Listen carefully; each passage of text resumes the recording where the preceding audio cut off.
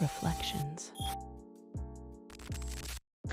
Hello there, beautiful people. I'm Anna Vivian, and I'd like to welcome you to another session of Reflections.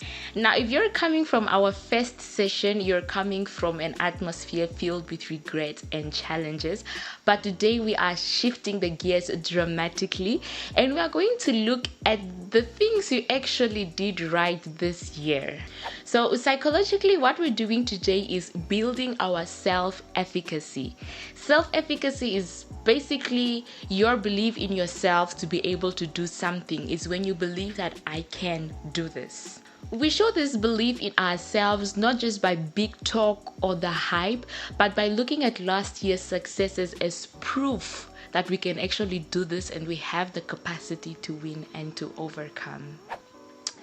Jeremiah 33 verse 3 reminds us to call unto God and He will reveal great and mighty things which we do not know. So today, take time before we get into this video, right? Take time and pray and ask the Lord to actually show you the things you did right. It's not everything that was your fault. It's not in everything that you did not do things the right way. Now, I know sometimes it's tricky to identify our successes because things might not have gone as you have planned them to go.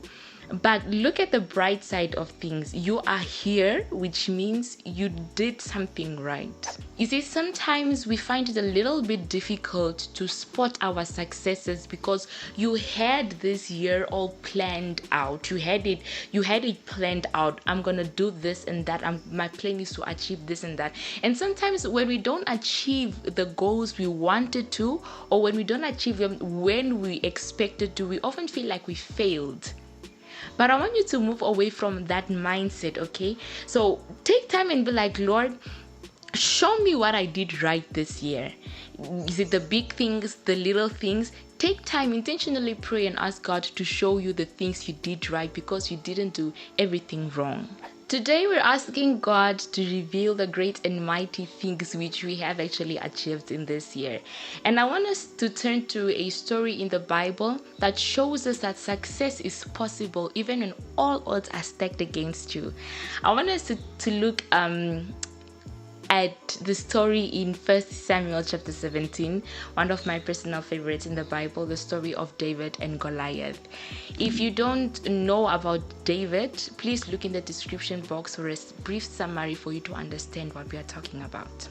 We see that David did not rely on King Saul's armor, but he used the skills and the weapons that he had already mastered while guarding the sheep. David looked at the giant Goliath and saw an opportunity for God's glory. Now, your giant this year might have been an illness you were battling, a professional challenge, a relationship issue, or a cycle you kept falling victim to.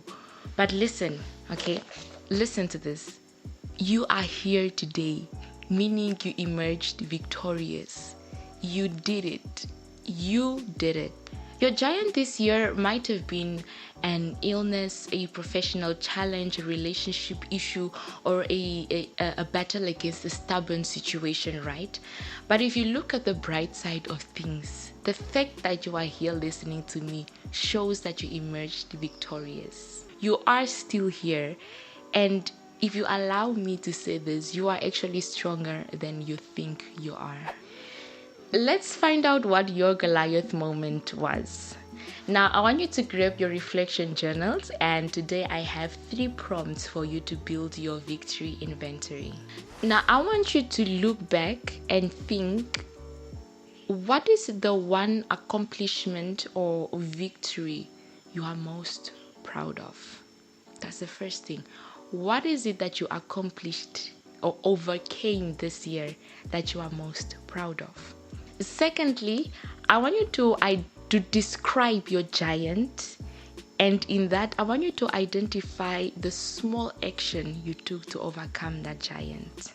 And thirdly, I want you to write down what that victory taught you about yourself, about your strength and about your resilience. This isn't just about the big achievements, right?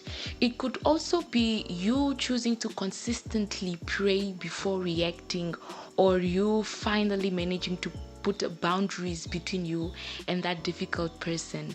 That counts, okay? Secondly, I want us to look at the unseen victories. Now, what I want you to do here is to look back and think at that spiritual or that emotional victory that only you and God know about. Now, I want you to know that not every challenge is seen by everyone. Some things are personal, some things are emotional. For some, it might be your thought patterns, right? So I want you to look back at that victory, that thing you have been praying for that you finally overcame. With this, we are allowing God to show us the hidden goodness in our hearts, the actions that others might not have seen. Now, the greatest way to solidify your year is to give it a summary. I want you to think back at the challenges and the successes. Critically look deep into the scars and the successes. And I want you to not only search the Bible, but I also want you to search your heart and identify that single scripture that best sums up your entire year. Right, this might be a little bit tricky. Now, you might have a lot of scriptural references, but if you have to look back from January to where you are today, what is that one scripture that you can say sums up your year? I want you to write it down, okay? Now, thirdly, I want you to write down why you feel this is the best scripture to summarize your year. What promise does it carry? Or what lesson does it teach you, right? So this scripture is basically your banner for 2025. Now, this scripture is basically your banner for 2025. It reminds you that God was both in the mess and the mastery. Right. So by identifying your successes, you have successfully written the first chapter of your Self-Efficacy handbook for 2026. Now, come next year, you are not starting from scratch, but you are starting from experience. This brings us to the end of our self-efficacy session.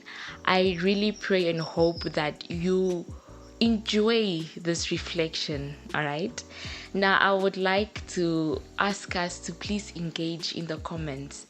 Your success story or your challenges and how you overcame it might be what somebody is going through, and just seeing your comment that I was there and I have overcome, or I was there and this is what I did to overcome, could be the encouragement somebody needs. So please do share your testimonies, share your success stories in the comment section, share your scriptures in the comment sections, just to encourage somebody that I was there, I got out of it, and you too can.